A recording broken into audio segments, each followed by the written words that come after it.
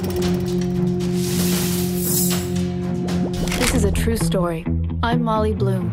I decided to take a year off before law school, so I found a job as an office assistant. My weekly poker game is moving to the Cobra Lounge. You'll help run it. And Molly. Yeah. Don't tell anybody. I was in a room with movie stars, directors, and business titans. They were going all in, all the time. Thank you, Molly. This is for you. I'm gonna stop paying you as my assistant. You're gonna stop paying me because I'm making too much money doing my second job, and if I say no, I'll lose both jobs because it doesn't seem fair? You don't have bargaining power here. You are unimportant. I wasn't gonna wait before I put a plan in place. I'll be hosting a game in this suite every Tuesday night. Let's play. Yes, I mean, I don't know at what point she said that to Aaron, but when I sat down with Aaron for our first meeting, you know, I didn't have the offer to play the part. And I said, you know, because I knew that Aaron was meeting me to see, you know, if I could play Molly. And Molly, when I read about her, she was very confident. I immediately said to Aaron, like, why am I not playing this part? Why haven't I been cast yet? Because I felt like Molly would say something like that. And he said, haha, he kind of laughed and he said, Molly wants you to play this part. You know, Molly actually requested you. And so when I heard that, I thought, okay, good. So, you know, it made me feel like I was on a role that I would get cast. And I did, I was very lucky.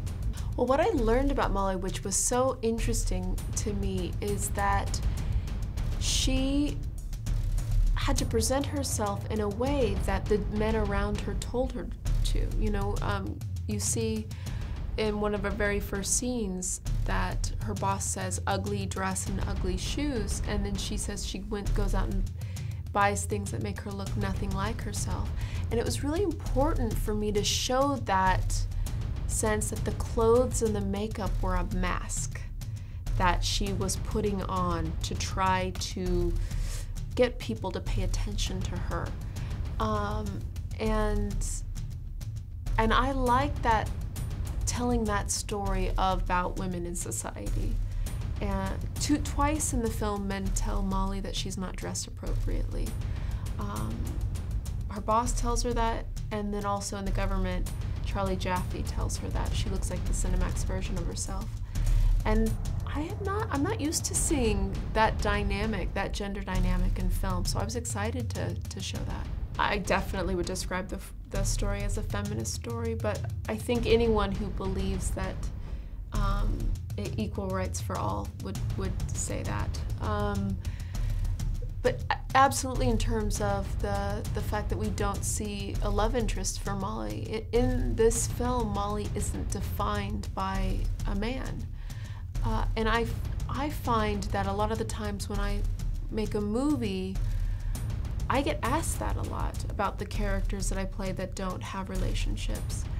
Then I get asked that a lot sometimes by women who say, like, why doesn't Maya in Zero Dark 30 or Elizabeth Sloan and Miss Sloan, why don't they have relationships? And Aaron said the most perfect thing at a Q&A once, and he said, no one ever asked him about Brad Pitt and Moneyball. And for some reason in society, we keep wanting to connect women to men, to define women by the men in their lives. And I think Molly and Aaron's making and telling of the story helps push us in a positive way. I don't know if it's going to be a real lasting change. I will say there's a lot of attention that's on Hollywood right now because we're so visible. You know, we're always in front of cameras and in the media. But I think what we need to be talking about is actually society. I mean, what's happening in Hollywood is happening in the White House. It's happening in Wall Street. It's happening with farm workers around the United States. It's happening all over the world with women in many industries. And I think that's why that Me Too movement caught on the way it did. So for me, what would create a lasting change is if we understand what's going on in the world. It's not about actresses, it's about women and how women fit into society. And I think once we can acknowledge that, then we will see lasting change. I was the biggest game runner in the world. You're not taking a percentage of the pot? No. Keep it that way because you don't want to break the law when you're breaking the law. Am I breaking the law? Not really. We're able to find out for sure, aren't we? Laws are written down. You spent 8 years running the world's most exclusive and decadent man cave. Your exposure's crazy. You're gonna get blown up. Hands in the air!